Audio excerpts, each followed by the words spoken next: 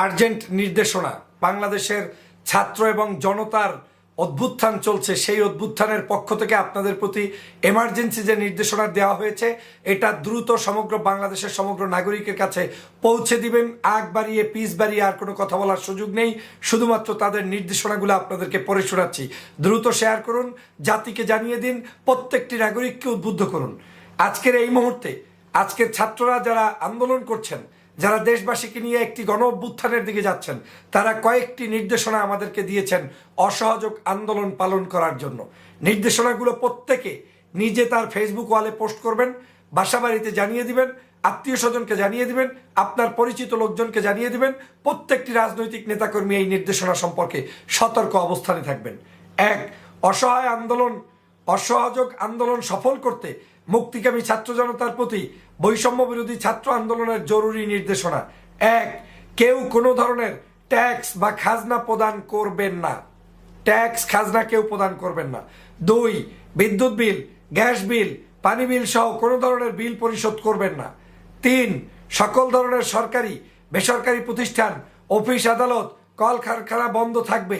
আপনারা কেউ অফিসে যাবেন না, মাস শেষে বেতন তুলবেন। শিক্ষা প্রতিষ্ঠান সমূহের কার্যক্রম বন্ধ থাকবে। পাঁচ, প্রবাসীরা ব্যাংকিং চ্যানেলে কোনো ধরনের রেমিটেন্স দেশে পাঠাবেন না। এখানে আমার পরামর্শ হচ্ছে কোনো ব্যাংকিং চ্যানেল নয়, কোনো চ্যানেলেই আপনি টাকা পাঠাবেন না। আগামী 3 মাস পর্যন্ত কোনো চ্যানেলে টাকা পাঠাবেন না, তারপরে দেখা যাবে কি হয়। ছয়, সকল ধরনের সরকারি সভা সেমিনার আয়োজন বর্জন করবেন।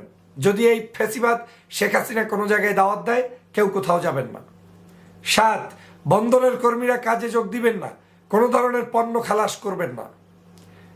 আট, দেশে কোনো কলকারখানা চলবে না, গার্মেন্টস কর্মী ভাই বোনেরা কাজে যাবেন না।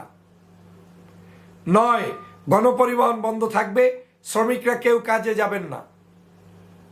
10, জরুরি ব্যক্তিগত লেনদেনের জন্য প্রতি সপ্তাহের রবিবার ব্যাংকগুলো খোলা থাকবে। 11, পুলিশ সদস্যরা রুটিন ডিউটি ব্যতীত কোনো ধরনের প্রোটোকল ডিউটি, রায়ট ডিউটি বা প্রোটেস্ট ডিউটিতে যাবেন না। শুধুমাত্র থানা পুলিশ নিয়মিত থানায় রুটিন ওয়ার্ক করবেন। 12, দেশ থেকে যেন একটি টাকাও পাচার না হয়, সকল অফশোর ট্রানজাকশন বন্ধ থাকবে। 13, বিজিবি ও নৌবাহিনী ব্যতীত অন্যান্য বাহিনী ক্যান্টনমেন্টের বাইরে ডিউটি পালন করবে না। বিজিবি ও নৌবাহিনী ব্যারাক ও কোস্টাল এলাকায় থাকবে। 14, আমলারা সচিবালয়ে যাবেন না, ডিসি বা উপজেলা কর্মকর্তা নিজ নিজ কার্যালয়ে যাবেন না।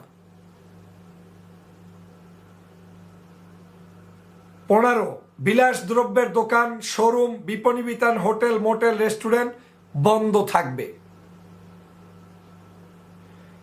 এরপরে হাসপাতাল, ফার্মেসি, জরুরি পরিবহন সেবা যেমন ঔষধ, চিকিৎসা সরঞ্জাম পরিবহন, অ্যাম্বুলেন্স সেবা, ফায়ার সার্ভিস, গণমাধ্যম, নিত্য প্রয়োজনীয় দ্রব্য পরিবহন, জরুরি ইন্টারনেট সেবা, জরুরি ত্রাণ সহায়তা ও ওই খাতে কর্তব্যরত কর্মকর্তা কর্মচারী পরিবহন সেবা চালু থাকবে।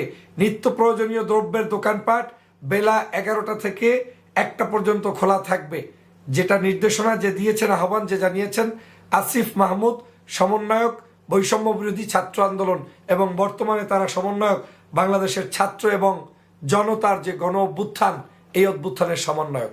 আপনাদের কাছে অনুরোধ হচ্ছে আমাদের এই অসহযোগ আন্দোলন সফল করতে দেশে বিদেশে যারা যেখানে আছেন সবাই মিলে আপনার স্ব স্থানে দায়িত্ব পালন করবেন এবং বাংলাদেশের এই ফ্যাসিবাদী শেখ হাসিনার হাতকে দুর্বল করে দিবেন।